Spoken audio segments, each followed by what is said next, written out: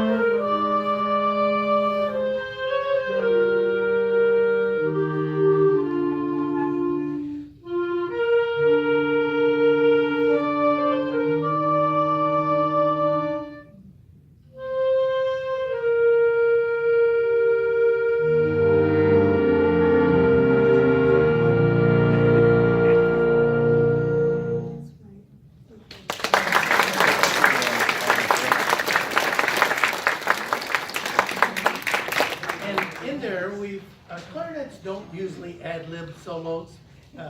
Saxes do it, trumpets do it all the time. Clarinets don't usually get to. But in this song, Julie played an ad-lib solo in the middle one part there and did a great job. And in the next piece, Chuck is going to, or is that right? Yeah. Chuck's going to play a little one, he said. In the next piece.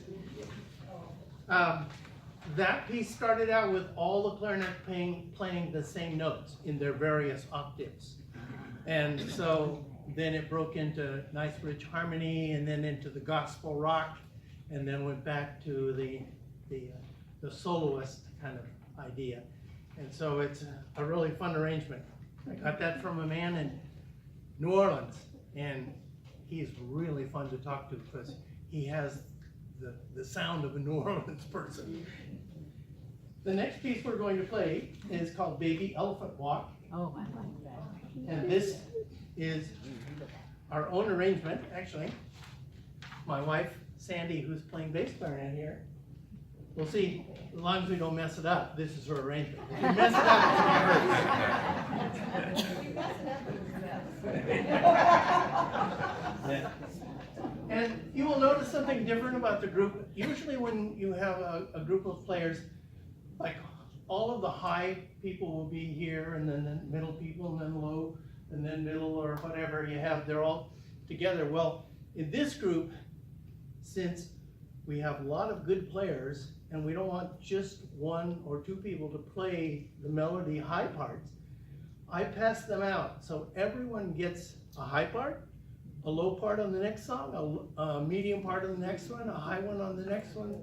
They all come from all over. So you will hear people sitting over here playing the same parts, sitting opposite of each other. And it makes it a little harder for them, but it's very good for their playing. Okay. Listen for the different pitched clarinets on this one. They really stick out in this one. And afterwards I'll show you where the sound came from so you can better see next time. Big deal.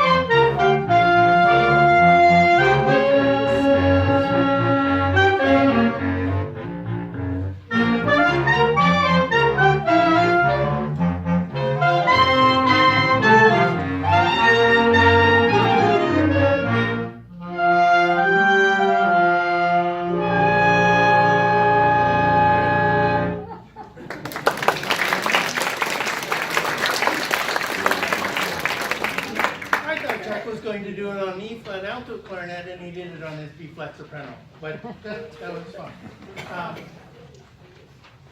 And that's a workout for the low ones, because they never get a break. She wrote it. And this next one is a medley, a Paul Anka medley that we're going to play. And you can see my part, so I'm kind of guessing at some of the notes. But it keeps me in the right tempo, usually. This is a collection of, what, 3 or 4 Paul Anka tunes that you might remember. Oh, I should, well, we're listening. Can I hear all the B-flat sopranos just play B-flat concert scale? Just, okay, ready? Just.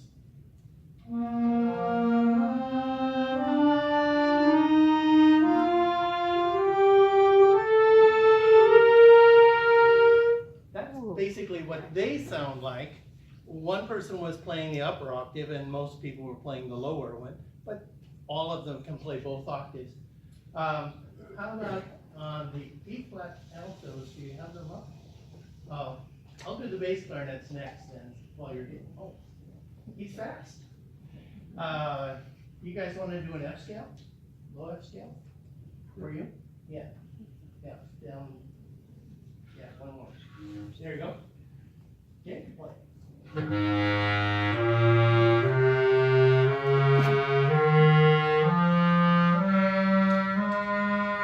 Those are alto clarinets, and they're very unusual. Most bands don't have alto clarinets.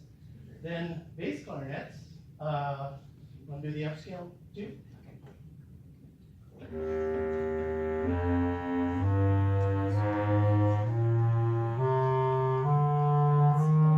They keep getting deeper. And then, you want to do an F scale? Sure. This is an E-flat contra alto clarinet. So it's like a bazooka. Yes.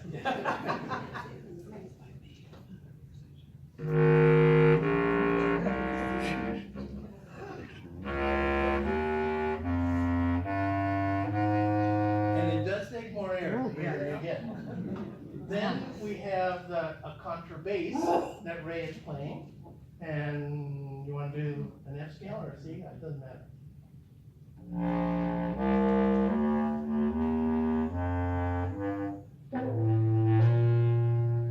And that's the lowest one that we have. And then we have 2 that are very unusual. They're called E-flat sopranino.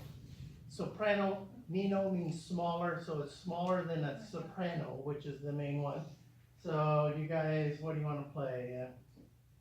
Upper register. Upper register? You want to do a C? Do B flat in a high register? Okay, ready?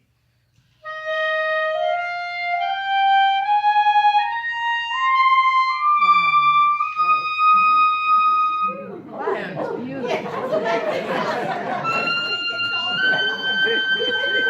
Yes. My dog didn't like it either when I played that. My dog loved hearing us play in low instruments. As soon as the higher ones got out, she'd leave.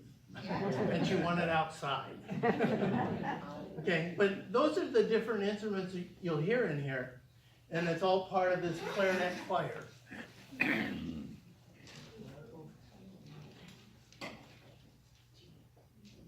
little faster than we played. 1, 2, 1, 2, 3.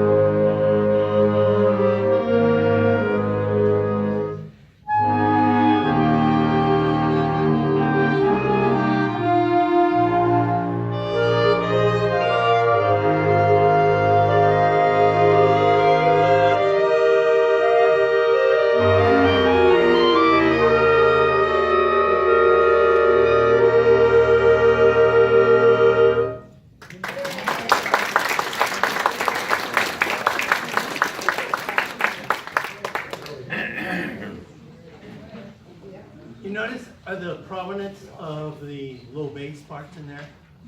Again, that was arranged for us by a bass clarinet in our band, and I won't embarrass her by announcing her again. We do have 2 bass clarinets though. I'm not married. That's not what you told your wife.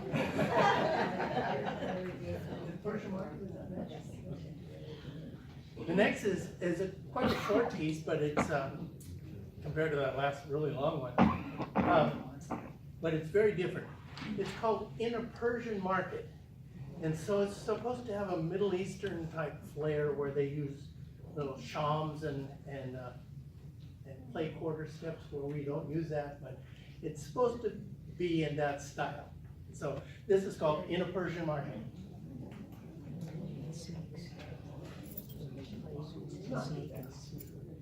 Speed up as it gets closer to the end. Do they have snakes? No.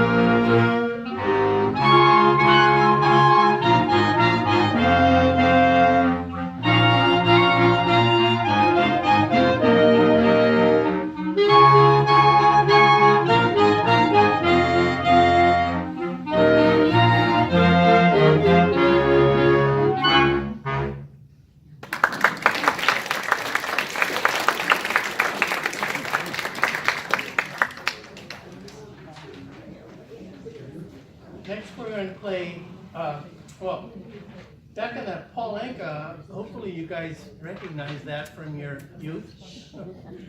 I think all of those were real popular when we were teenagers, maybe 20s. Or younger, yes. Next, we're going to play Alley Cat. Oh. Alley Cat.